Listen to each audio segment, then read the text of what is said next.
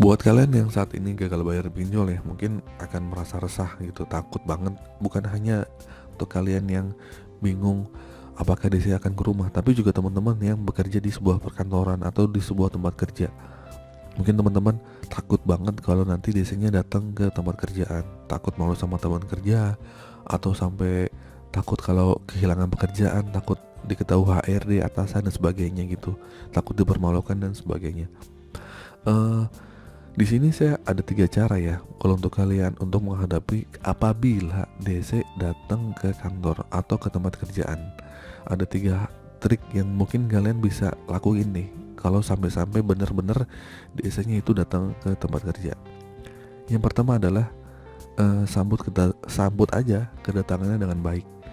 Jadi kalian nggak perlu menghindar ya, nggak perlu bilang orang yang nggak ada atau gimana gitu.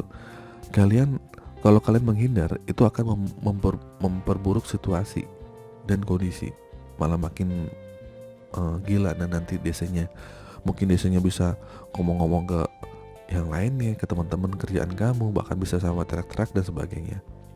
Nah, padahal tujuan mereka datang itu biasanya cuma satu ya, nagih hutang, itu doang.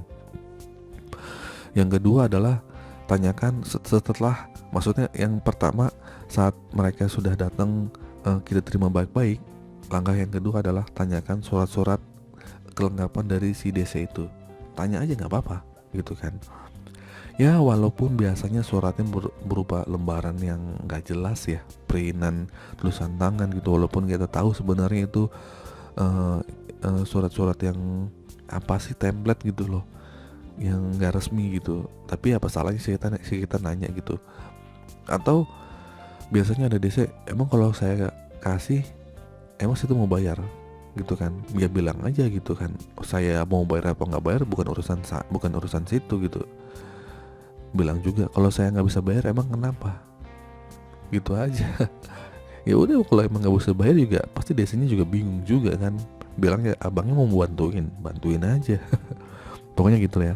Ini sangat penting ya buat kalian yang didatangin DC untuk menanyakan surat seperti identitas, surat tugas, juga sertifikasi.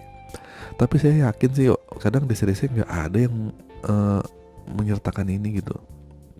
Bahkan sekelas pinjaman resmi aja seperti Gredivo, mungkin aku laku kadang ini nggak melengkapi sih, jadi bingung juga ya gitu kan. Yang ada juga akhirnya kalau kita menanyakan itu malah jadi konflik gitu.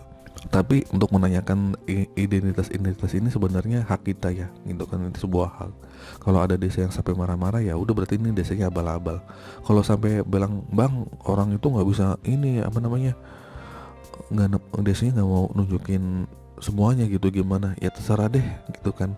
Kalian mau usir silahkan, atau kalian mau bilang saya mau terima orang tamu yang resmi, itu aja. Datang dengan tujuan dan maksud yang mau ngapain gitu kan. Kalau cuman karena saya di sini kerja, waktu saya tersita, pokoknya pinter-pinter kalian lah buat ngemeng ke desanya seperti apa.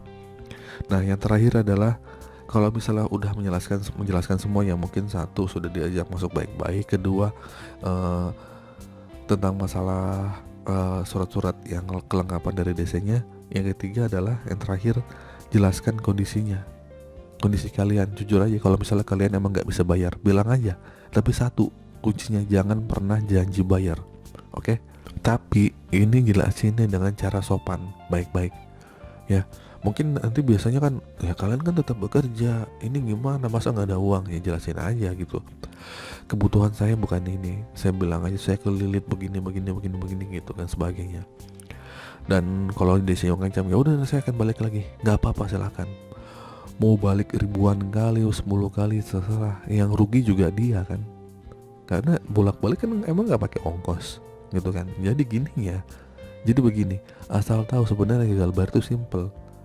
Biasanya mau ngapain ke rumah, gak bakal nyita barang, nggak mungkin mukulin kita, nggak mungkin apa namanya, kitanya tuh bakal seperti apa. Karena kerugian kita cuma kerugian data kita jelek itu doang. Dia sih datang ngapain sih, cuma reminder, cuma ngasih tahu doang gitu. Kalau misalnya mas ini udah telat bayar, kapan bayar, udah pertanyaan dia kapan. Jadi sebenarnya gak usah teriak-teriak sih, gak usah nggak usah sampai ngomel-ngomelin DC gitu. Mereka juga bekerja sebenarnya gitu, walaupun ada oknum DC yang ngeselin, ya udah sikat aja sebenarnya mah. Oke, itu saja teman-teman deh. Ada 3 hal bagaimana kalau ada DC datang ke tempat kerja kalian atau ke kantor kalian. Mau yang pertama, kalau menurut saya sih terima aja baik-baik. Karena kalau misalnya diusir-usir itu tempat kerja, takutnya nanti malah bikin kegaduhan di tempat kerja, malah kalian yang bikin malu. Yang kedua adalah tanyakan kelengkapannya. Mau lengkap nggak lengkap, pokoknya kalian tanya. Kalau nggak lengkap ya udah bilang aja, mas nggak punya sertifikat ya, ini dia siapa sih? Pokoknya gitu aja lah gitu. Terserah kalian mau ngomong apa. Mau lengkap nggak lengkap, tanyain aja. Walaupun nggak lengkap ya udah ngomong. Walaupun lengkap pun ya udah bagus. Yang ketiga, jelasin kondisinya. Kalian beralasan apapun lah, silahkan bilang belum ada uang, bilang aja saya gaji di sini sebenarnya saya dipotong, saya juga nanti bulan depan mau resign di PHK dan sebagainya. Ini begitu, komunikasi dan hadapi. Oke, itu saja teman-teman video kali ini. Semoga video ini bermanfaat. Akhir kata, assalamualaikum warahmatullahi wabarakatuh.